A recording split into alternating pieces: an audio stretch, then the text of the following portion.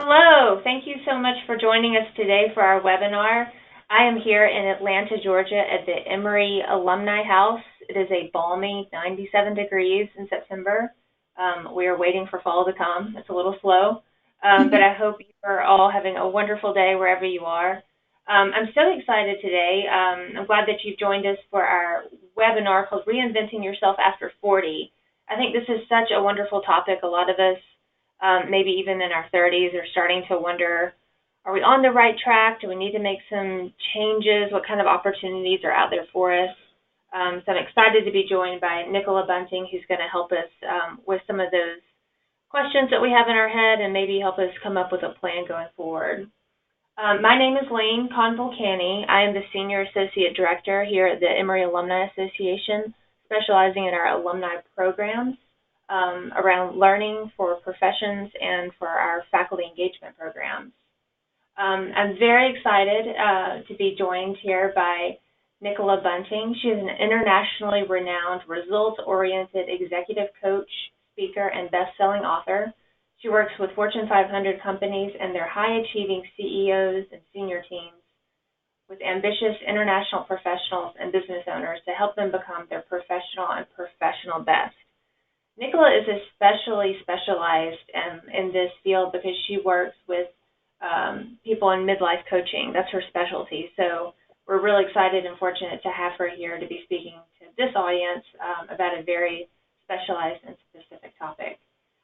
Nicola is also an Emory alumnus, so she'll be sharing a little bit of her Emory experience with us all and is excited to be joining her Emory community again. This is a live webinar, so I just want to let you all know this is being recorded. If for any reason you need to step away from your phone or your computer, don't worry about it. We're recording it. We'll send the recording out later today. It'll be a link to our YouTube channel, so you can watch the recording again if you want to listen to it again, or if this is your first time, please feel free to use that link as well. Again, this is a live webinar, so we invite you to submit your questions in the chat box for GoToWebinar. We'll be asking the questions, a few throughout the presentation and then a good bit towards the end. So please, if you have any questions or need any clarity, put those in the chat box and we will address them. With that, I'm going to hand this over to Nicola, and thank you for joining us, Nicola, and for presenting this great topic. Well, thank you, Lane, for inviting me. I am so happy to be here. And I was just saying to Lane, everyone, that I got such a nice warm feeling doing this as an Emory event. I had such a good time when I was at Emory, and it feels like a beautiful reconnection to be doing this webinar for the alumni. So let me just tell you a little bit about my time at Emory. So I was there from 1987 until 1991. And I was in the Graduate School of Arts and Sciences, and I was doing a PhD in English literature. And Emory just seemed so exotic to me when I came there after England. The weather and the beautiful campus and the southern accents, and I just felt so welcome right from the beginning. And I had a fantastic few years. And Jimmy Carter used to come and give talks. And then when I graduated, Mikhail Gorbachev was the commencement speaker, which was incredible. So I'm very happy to be with you here today, and hope to connect with some of you more personally afterwards, whether that's through connecting on LinkedIn in a kind of formal way or perhaps more personally. So yeah, I'm also very excited about this talk, Reinventing Yourself After 40, because I think midlife is one of those things that is a bit of a cliched thing. People talk about midlife crisis, and it's so misunderstood, and it's so much more exciting and so much more positive than that. So that's what I want to share with you today and give you some insights about what beautiful opportunities you have right now and some interesting ways that you can navigate forwards to make the most of them. And Lane, you and I talked a little bit earlier about doing a quick informal poll, because I'd love to find out where everyone is at the moment. If you're over 40 or close to it, and if you're considering reinventing yourself. If you could just say yes, no, not sure, I'd love to get a sense of where you all are. So I'm just going to hang on a minute to give you a chance to complete that. Yeah, we've got a lot of responses being submitted right now. We're just about there. Wonderful. Give it just another second or two.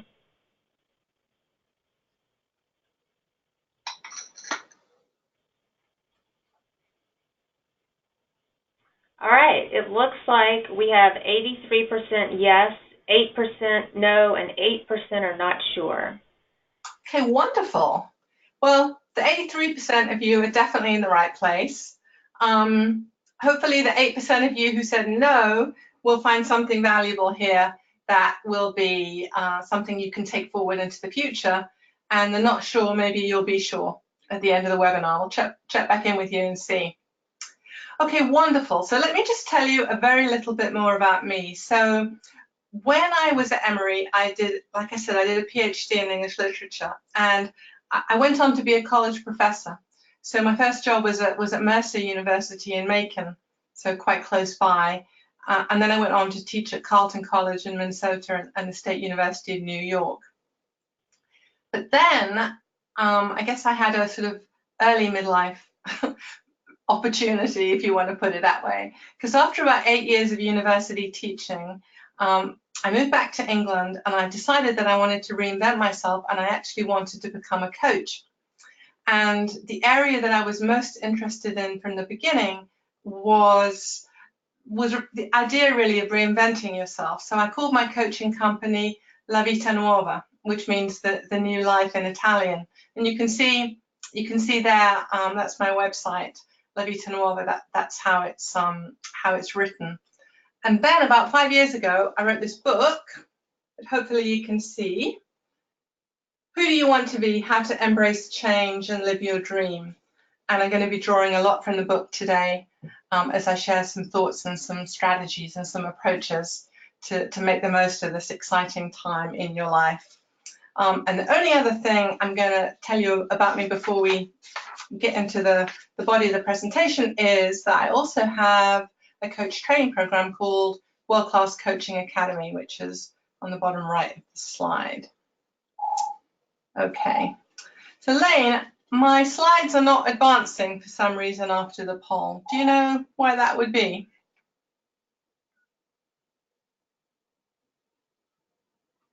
Lane? Can you go back to start slideshow?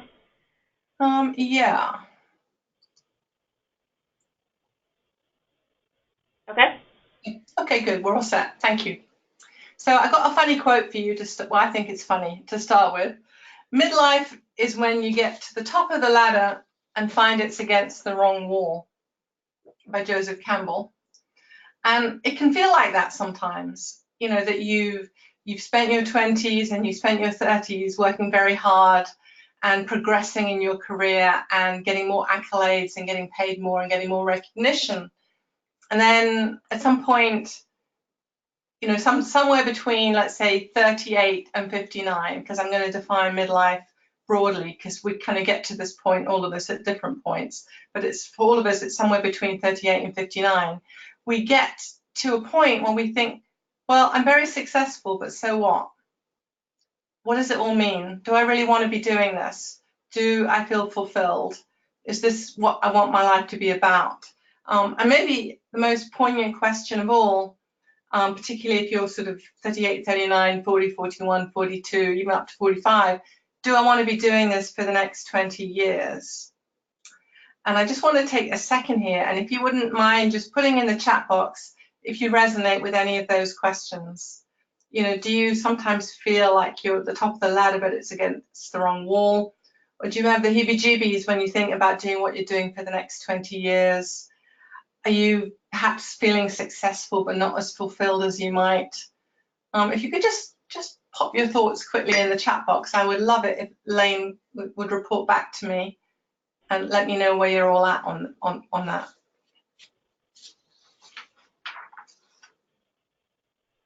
So are you just asking for people to type a question if they have any apprehension? Well, just do they identify with those questions? So do they sometimes ask themselves, do I really want to be doing this for the next 20 years? You know, are you feeling successful but maybe not as fulfilled as you want to be? Do you feel like you're the ladder, but maybe it's against the wrong wall. I just kind of want to get a sense where everyone's at with that. Yeah, So we've you had might. a couple of answers around not feeling fulfilled. Still asking themselves what they want to be when they grow up. I love that. That's beautiful. Exactly. Yeah. Yeah, I didn't know for the longest time what I wanted to be when I grew up. And when I was in high school, I did one of those questionnaires that are supposed to tell you what your vocation is. And it told me I should be an airline pilot, which was obviously way off. So, I think it can be perplexing. But actually, one of the beautiful things, and we're kind of moving into the positive aspects of this now, the opportunity here, we have a big, beautiful, glorious opportunity at midlife. So I want us all to rebrand ourselves. It's not midlife crisis, it's midlife opportunity. And, I know this to be true because I've worked with so many hundreds, maybe thousands of people over the last 20 years since I've been coaching, because I've been coaching for almost 20 years now, who have taken this sense of, is this all there is? And recreated their lives and reinvented themselves and done amazing things. So let me just share two little examples just to give you a sense of it. So I had one client, Alan, who was a lawyer. He was an attorney.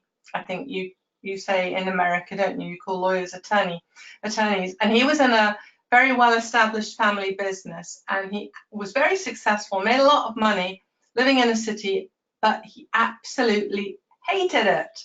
He had this horrible feeling on Sunday evening, like, oh my God, I've got to go to work on Monday. I don't want to do it.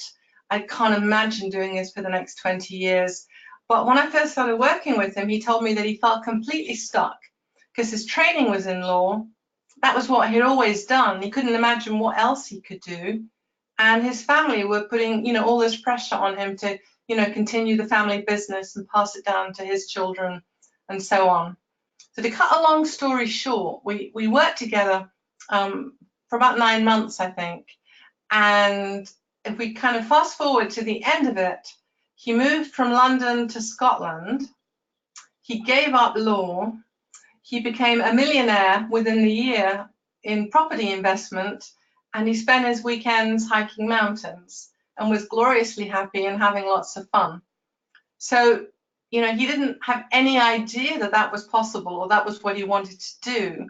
But we kind of worked together through a really systematic process of what was going to be exciting for him, what was going to be a reflection of his unique personality, his skills, his interests, his passions, what was going to be energizing. And not only did he do it, but like I said, he became a millionaire. So it wasn't even like he had to make a practical sacrifice. He just had to be brave enough to really, do the coaching with me and do that soul searching and really go through the whole process. And then another client I was working with quite recently, an American lady. I don't think she's an Emory alumni, but I won't mention her name just in case she is.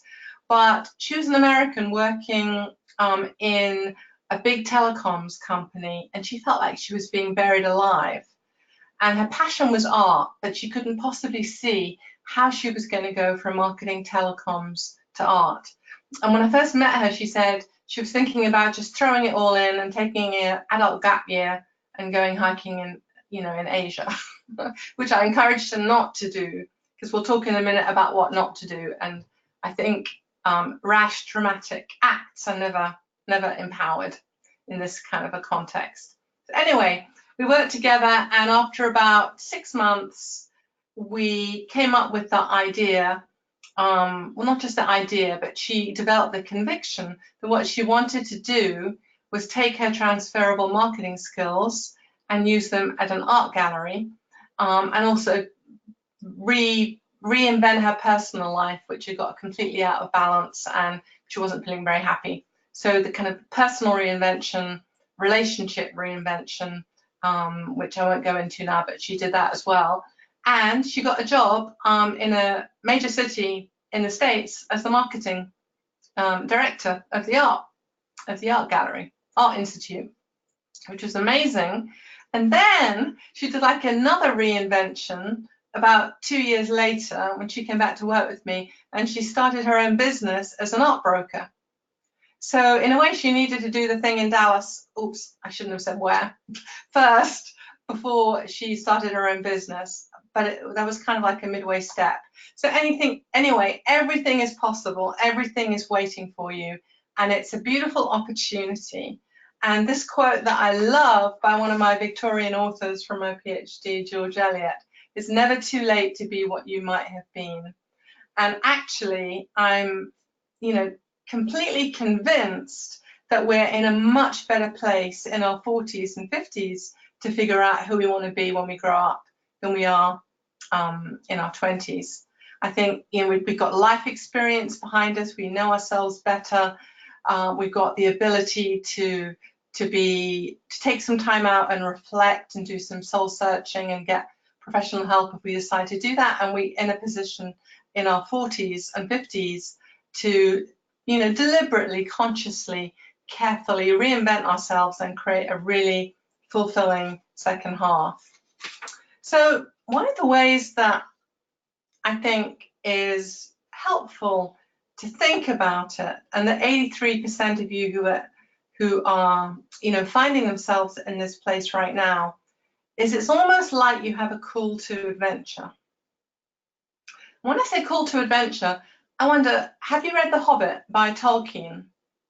And if you have, and even if you haven't, you've probably heard of the story that there's this kind of law-abiding, peaceful little hobbit living in a hobbit hole in Hobbit Town. And then one day there's a knock at his door, and the wizard Gandalf arrives and invites him out onto a quest to go and slay the dragon, which wasn't what he was expecting to happen at all. So that was kind of like a classic call to adventure. An anthropologist, Joseph Campbell, who was the one who wrote who gave us that quote about the ladder earlier, he talks about midlife as a point when we have a call to adventure. We're kind of summoned out of our comfort zone into this surprising, shocking, scary, exciting, beautiful adventure. And in my book, Who Do You Want to Be? How to Embrace Change and Live Your Dream, I thought about it more and thought about all the clients I've worked with on this. And I think we've basically got two kinds of call to adventures. And one of them is an external call to adventure. And that is when something happens to you that you didn't choose, that kind of boots you out of your comfort zone, and suddenly you've got to make changes and make decisions. So what do you think are some examples of that? Well, you could be made redundant, your company could collapse, you might get fired, your partner might divorce you. All kinds of things can happen externally that put us in a position where we've got a call to adventure, but it's an external call to adventure, and it's pretty clear that we've got to do something about it and we've got to change. But there's also a more subtle, I think often misunderstood, more interesting call to adventure, which is an internal call to adventure. And many of you might recognize this when I tell you what it feels like. So it feels like a restless feeling. It feels like almost like your shoes are slightly too small, like your life has got a bit too small for you, and you feel like there's got to be something else. You don't feel really happy anymore, but you don't know what. A kind of restless, uneasy, sometimes it can feel like quite an energized feeling, like you've got too much energy and you don't know what to do with it. And I think, stereotypically, if we think about the old idea of midlife crisis, what people can often do when they have that very usual internal call to adventure at midlife between 38 and 59 is they can act out and try and solve an internal problem by being reactive. So, that's the sort of cliche of the red sports car, the having an affair, like trying to inject some excitement into their life to solve it. But actually, that isn't answering the call to adventure, it's actually closing it down.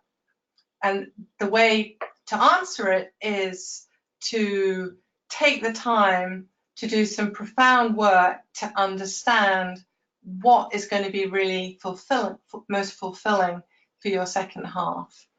And that brings me on to the psychologist Jung, who I'm sure you're all aware of. And he has some interesting things to say about midlife. He talks about individuation at midlife, and he basically says that at midlife we've got an opportunity to be our whole self. It's like a pathway that opens up to us, and we got the potential to kind of unfold our inherent and our unique personality potential, and even beyond personality. So he says at midlife we've almost got a question: do I want to be the whole of me, or am I going to continue just being the me that I've got used to being so far? Does that make sense to you all? Maybe you're right, yes, it makes sense, or no, I don't understand.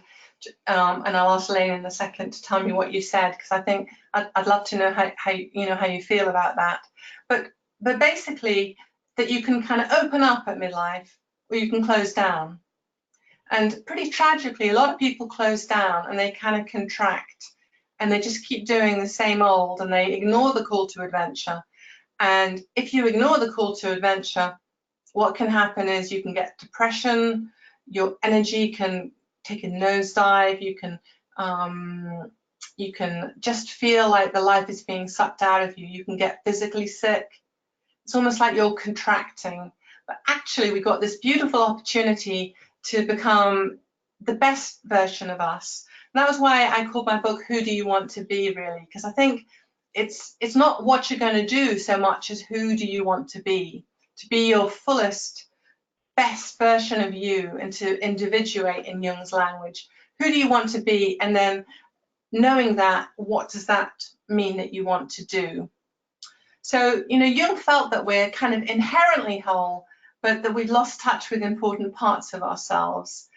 And often what we do in the first half of our lives is we're quite reactive. We might do what our parents wanted us to do. We might do what our partners want us to do. We might take opportunities that are offered us, but that there are really important parts of us under the surface that we've got an opportunity to connect with and reintegrate at midlife. So does this make sense? This idea of individuation and the midlife opportunity and invitation to individuate and become the kind of full version of yourself. Would you mind just writing yes, no? Lane, would you just tell me what people have said? Yeah, we got lots of yeses. It makes sense to them, and that's exactly where they are in their life right now. And I want to honor you for, actually being here. I'm going to say this afternoon, but I guess it's noon your time. Well, it's almost 12:30 your time. It's about I'm in England right now, and it's definitely autumn, fall, and it's definitely 5:30, and the colours are not like they are. I'm looking out the window. That's why I'm looking right as they are in Emory in the fall. But yes, so this is an amazing opportunity. This is an incredible opportunity. So I want you to be really excited about the opportunities that you have right now. And I'm so glad that you're connecting with this, because like I said, it's not just about what you're going to be doing for the second half of your life, but it's who you're going to be being and how you're going to be feeling. And are you going to express everything that is in you, that is under the surface, that has got the potential to be expressed and to emerge? So I don't know if any of you are aware of the Enneagram. The Enneagram is a personality profiling framework that I work with my coaching clients, but I find it phenomenal at this point of life, particularly because what the Enneagram does, it doesn't put you in a box like lots of personality profiles do. It actually shows you what box you're in and how you can get out of it. So the Enneagram, I won't say very much at all about it now, because I just want to give you an example, really, as this is a practical way that you can start this path, this really exciting path to individuation. The Enneagram basically shows you the spectrum of how you can be once we understand your personality type. So at the lowest end of the spectrum, it's when you're stressed out. If you're feeling sad and stressed out, what do you look like? If things are basically okay but not fantastic, what do you feel like? How do you seem? And what is the potential best you within your personality type, and what would that look like? And what I find really exciting about the Enneagram as a coaching framework is that it gives you a dynamic way to understand what your pathway is to be your best self. So the pathway to individuation, the Enneagram is fantastic for understanding that. And again, I like this quote that I want to share with you. Though no one can go back and make a brand new start, anyone can start from now and make a brand new ending. And that is totally true. So let's talk about some pragmatics and some specifics. So reinvention shouldn't be a quick fix. So it shouldn't be, okay, I'm going to pack my bags and I'm going to go on an adult gap year. It's something that takes time and takes effort and energy and takes structure, actually. So I found that it really helps to go through a particular structure to understand the reinvention possibilities. And really the idea is to minimize fear and maximize excitement. And what I mean by that is that change is scary, right? So change is part of our lives. And if you're in England right now, I won't go on about the politics, but it's certainly a big part of our lives right now. But change is scary. It can be very challenging. And we're all used to it. We change jobs maybe 10, 15 times. We changed careers a couple of times, probably. We changed relationships. We moved to different countries. So change is scary, but there is a way in which to minimize the fear of change and maximize the excitement by working through it in a really deliberate, careful way. But let me share with you some mistakes that I've seen people make at this midlife opportunity moment when particularly if they have an external call to adventure. So if you lose your job, if your partner leaves you, if something happens to you, so you feel less in control, what people often do, which is really wrong, is they run away. They get reactive. So they kind of hunker down and they'll get in this sort of passive mode. So with my corporate clients, I see a lot of people in this headspace taking calls from headhunters and seeing what's offered to them and what sounds interesting. And I would urge you, please don't be passive at this beautiful pivotal point in your life. Don't be reactive, don't run away, don't freeze, don't settle. Take the time to deliberately, proactively understand from the inside out what is going to be your best way forward.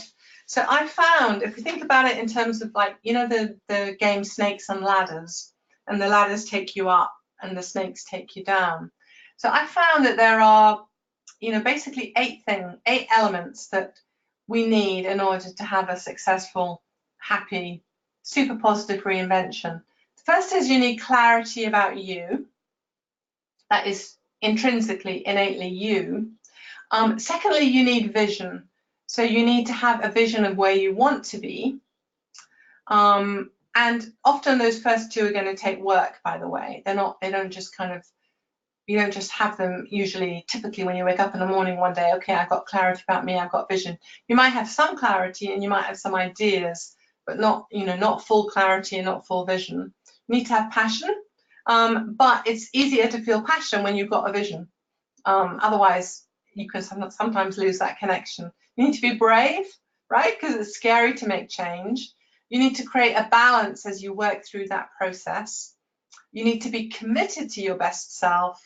You need to have faith and positivity that it's possible for you to discover how you're going to reinvent yourself successfully.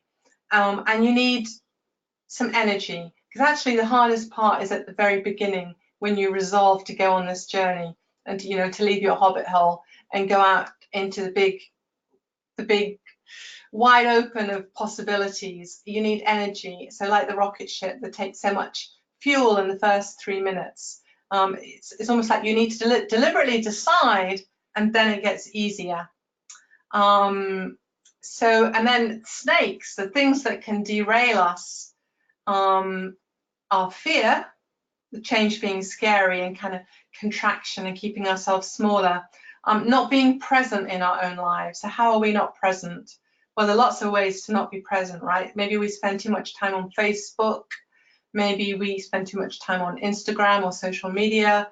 Maybe we comfort eat. Maybe we've got addictions of one kind or another. But different ways that we have of kind of almost numbing ourselves from our lives. And that will stop you from making change. It will just keep you stuck. And then finally, a kind of half-heartedness, a lack of commitment. And I'm going to open this to questions in a minute, because I'd love to hear what your particular questions are and how I can help you with where you're at. So there's a few more points I want to make on the best way to approach reinvention, and then we're going to open it to questions.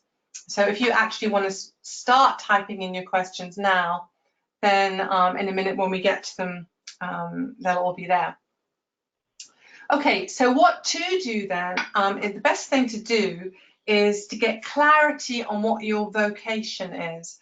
And vocation, many of you will probably know this, but the Latin root of vocation is vocare, which means calling.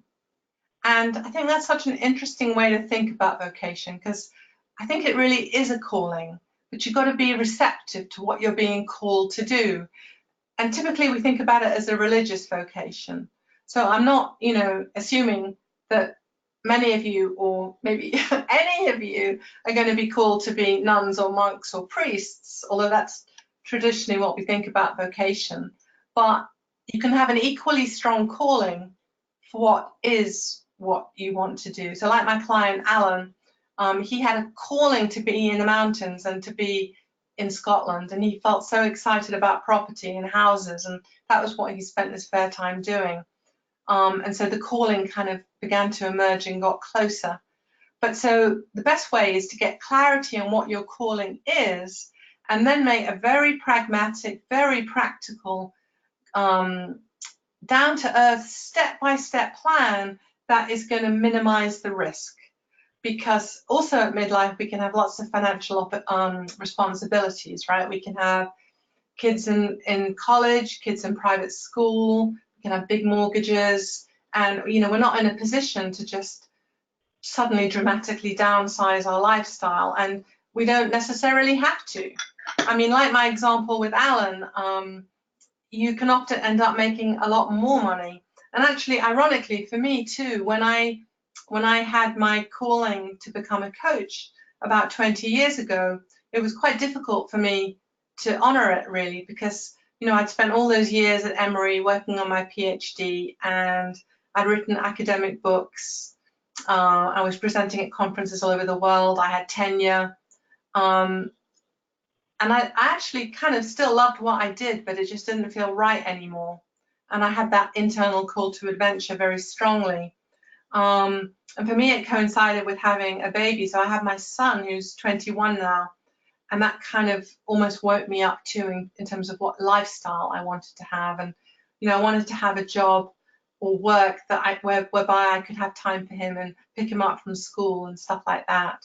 But I ended up making a plan to kind of sequentially move out of academia into coaching. And then really ironically, and it wasn't my intention at all, I ended up making, probably 10 times more money as a coach than I did as an academic. But that was never my motivation. But because I loved what I did so much, and it was so right for me and so perfect for me, I ended up being a lot more financially successful. So I guess that is just to say, don't take the stereotype that just because you're going to reinvent yourself, you're going to have to sacrifice your lifestyle and jettison your responsibilities, because it might even be quite the contrary, if anything.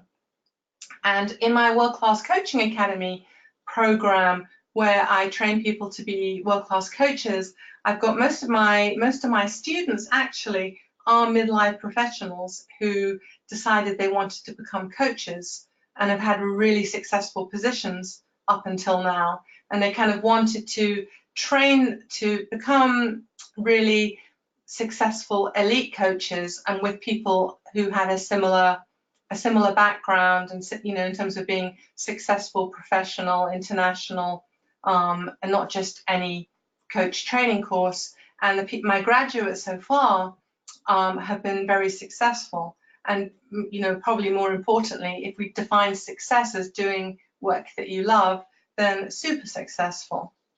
So a couple of closing comments, then I'm going to open this to your questions. So I love this quote by poet E. Cummings, again, a poet from my literary days at Emory. It's a hell of a good universe out there. Let's go. And anything is possible. Everything is possible. And I want to encourage you to be optimistic and excited about the possibilities that you have now at midlife to reinvent yourselves. And, if you're brave enough to make the decision that you're going to go on this journey and you're going to follow the call to adventure and not close it down, anything is possible for you.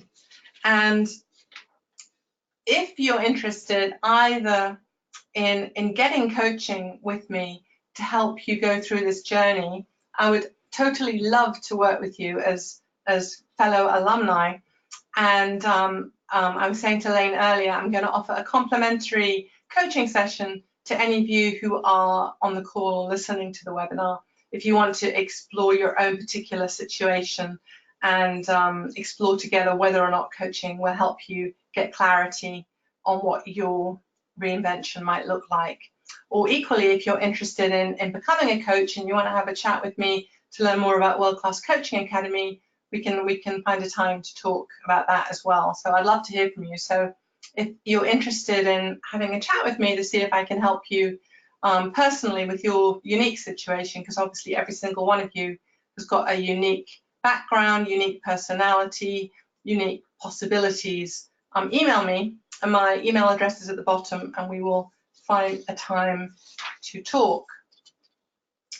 So that being said, there are just some quotes from World Class Coaching Academy alumni about creating their ideal life and reinventing their lifestyle and their work.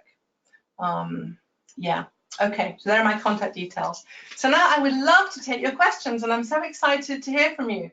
So Lane, I'm hoping that people have put some questions in there. Yeah, we've already had some questions that have been submitted, but please go ahead and keep submitting your questions, and we'll get to them as time permits.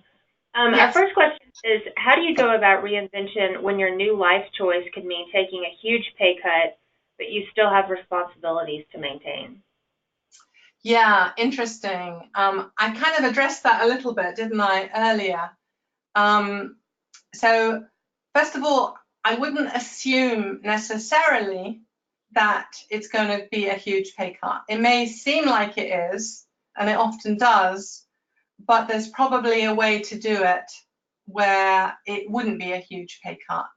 And I think, we don't want to be reckless. We do have responsibilities, particularly in midlife, and we need to consider our responsibilities, and we need to be absolutely sure that what we're doing is going to make us happy and is going to be right for us and is going to be something that we're going to be fantastic at. We need to be 100% confident, and we need to create a sort of a step-by-step plan to move into that without risk, so minimizing the risk and maximizing the excitement. So that would be one answer to your question. The other answer would be slightly more lateral thinking, that if you are really happy and really fulfilled, you are going to be a better parent, a better partner, a better friend, you're going to be healthier. There's going to be so many more opportunities for fun and for happiness in your life that, in a way, you owe it not just to yourself, but to the rest of your family to be that best person that you can be, the best version of you, and not to sacrifice yourself. But again, let's not get caught in the binary opposition that it's necessarily going to be a big pay cut, because there's always ways. In fact, in 20 years of coaching, I've never found a situation where a person had a lower quality of life, depending on how you define quality of life, when they've made deliberate, careful, slow choices. So I hope that answers your question. And if it doesn't, feel free to put in a follow-up question and we'll answer that if there's time. What other Yeah, that's questions? great. I think that goes back to your point of perspective, and maybe this is a good time to assess what is important to you and what really brings you happiness and joy. Totally. I've got another great question that just came through. This person went through a disappointing career reinvention and is reluctant to go through another one. What advice would you have for people like her? Yeah, well, I mean, if I can be brutally honest, I have to be brutally honest, so I will be. I think people often make career changes without the right kind of support. So without high quality coaching, for example, and they have an idea that they might want to do something, and maybe there are some good reasons why, but it's not been thoroughly thought out and planned for. And sometimes that can be in a reactive situation, like you get presented with an opportunity. Like I'm thinking of a past client of mine who got presented with an opportunity to partner in someone else's new business. And she was excited by it and she took it, but it turned out she didn't really enjoy it. So just because it hasn't worked for you in the past doesn't mean that it can't work for you or won't work for you in the future. But you do, it's a big life-changing decision. And it's not just about, like I was saying earlier, it's not just about what you're going to do, but it's about who you're going to be in order to do what you're going to do. So there's a whole, personal development, individuation, like we talked about with Jung earlier. There's that whole part of it, which, in my coaching approach, I always have that underpin the practicalities, because we need that as a launching pad. We need that as a really solid background. And then with that work in place, you can take, very systematic, intelligent steps to understanding what is going to work for you. So it's totally possible with the right support. So don't be discouraged if it hasn't worked in the past, and forgive yourself if you did it without the right kind of preparation, because it's so easy to do, right? I'm sure many people have done it. And my first job, I thought I wanted to be a marketing person, and I did that for a year after university, almost based on a whim, and I absolutely hated it. So yeah, I think we've all been there. If that answers the Definitely. question. Yeah, we had another great question. What if reinventing yourself calls for moving into a totally new area where you don't have any experience? What would you suggest in that kind of a situation? It's totally possible. It is totally, totally possible. And I was talking to you about my two client examples. So the first client, Alan, had no experience with buying property and property renovation. And my second client had no experience of working in an art gallery. So if something is right for you, so if it's right for your personality, if you've got the innate strengths, if it lights up your values, if you're excited about it, if it's right for you, there will be a way that you can make a convincing case to move into it. And sometimes, our own conviction and our own passion can create miracles. Like if we know that this is perfect, there will be a way to make a practical plan to move into it. And if we had more time, which we don't, I could give you so many more examples of clients I've worked with who wouldn't have thought they could have made the change that they've made. I mean, even down to people becoming professional writers, which seemed seemed, completely left field. So many different kinds of changes are possible if it's the right change and if you prepare for it in the right way. That's great. I think we have time for one more question. The question is, how do you fit into a newly reinvented career that is dominated by a younger generation with more experience? Well, we've got a huge advantage being at midlife. I'm obviously in the same group. We've got a huge advantage because we've got lots of life experience and wisdom. And so there are ways that we can be invaluable, and it's actually an advantage to be older. And it's just a question of figuring out how to leverage what you've got going for you and experiences that you've had, whether that's life experiences and work experience, to make yourself irresistible. So I totally don't believe that life ends at 50. And I've got so many clients who in their 50s have changed careers and been hugely successful. I've got lots of clients who I've trained in world-class coaching academy to be successful coaches. So for example, coaching is one of those professions that having more wisdom and life experience absolutely helps. And there are lots of areas where most areas you can make a strong case for that. So I think we can tend to have limiting beliefs, Lane, limiting beliefs about ageism that probably aren't founded on reality. And it's all about how we pitch ourselves, how we position ourselves very practically, if we've got that conviction that it's the right thing for us. Right, that makes sense. We had one more question, just sneak in under the line. What suggestions do you have to address interviewers who are challenging your desire to reinvent yourself? Yeah, so if you've done the work, if you've done this properly, you're going to be armed with all kinds of irresistible reasons why they would be criminally stupid not to give you the position. So, with the right preparation, or, coaching support, for example, but with the right preparation, you're going to be all there ready with so many reasons why, they would be criminally stupid not to hire you. And, it's all about coming up with a strategy. So what I do in my coaching work with people is, first of all, we work on who do you want to be and how can you be your best self, and what excites you and what are your strengths and what are the strengths that you have that you don't even know you have, and then what are your values and what does all that mean, and start getting closer and closer as to what the ideal work is that fits the unique person that you are. And then when we got that clarity, people are so ready and so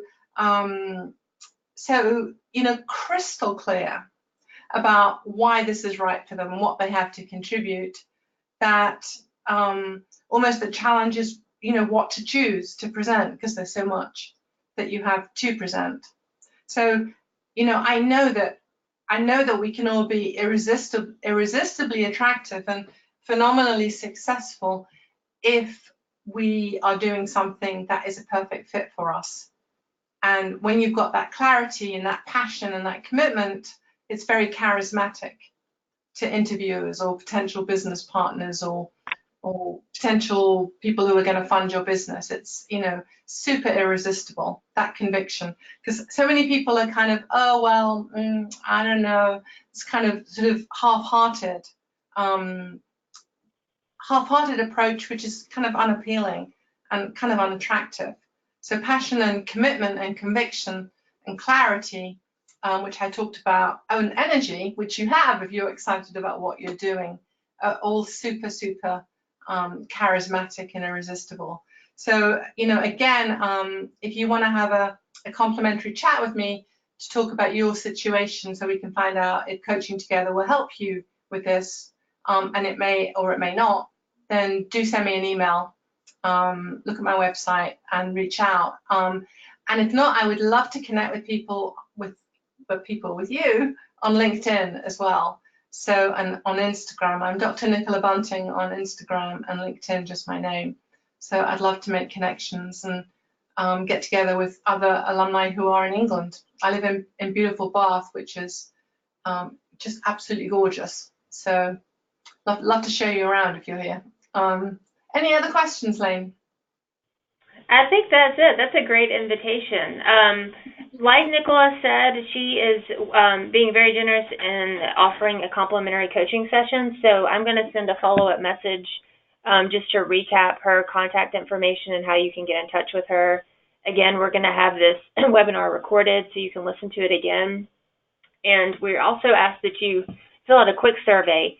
If you like this topic and if you have some other ideas for topics that you'd like to hear more of from other alumni professionals, please fill that out or shoot me an email and let me know. We're always excited to reach out and find alumni who are experts in fields who love to share their experience with fellow alumni. A big, huge thank you to Nicola Bunting for presenting today. This is such a timely topic, and I feel like it resonates with definitely everybody on the webinar and probably many of your friends and family around you as well. So feel free to share this with them as well.